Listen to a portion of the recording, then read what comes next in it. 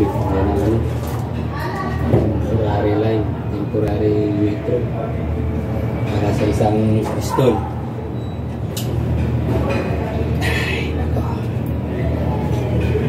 Ayan, galing na yan. Ngayon ko lang na video kasi nalala ko nga pala, may YouTube pala ako. Yan lang yung simpleng ano, kabit ng temporary supply, kasab meter pa. Kapit tayo dito. Ayan.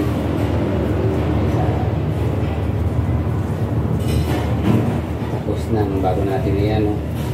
Para mabilisan lang, quick install, para lang tayo paano o yung mga sama baguhan gusto matuto.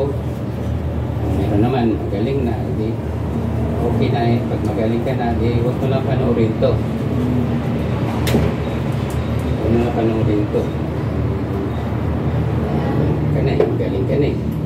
Sa hindi lang sa mga beginner lang. Pwedeng manood dito.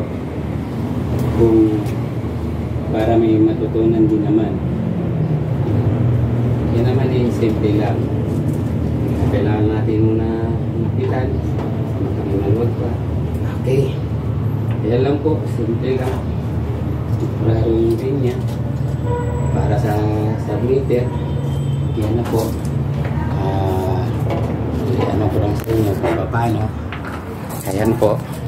Nanggaling dito sa linyang ito. Dito sa linyang ito. Papunta dito sa breaker. Pagkita sa breaker, ilalabas niya. Papunta dito sa metro. Ayan, metro. Ipapasok niya roon sa supply. Ilulod niya na doon sa papunta sa stall, sa loob. Sa loob, ayan.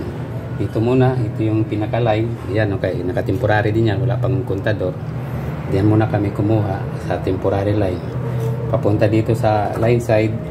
Papunta sa load side. Tapos, ito na, pinaka-line side na uli. Pinaka-line side na uli. Ayan.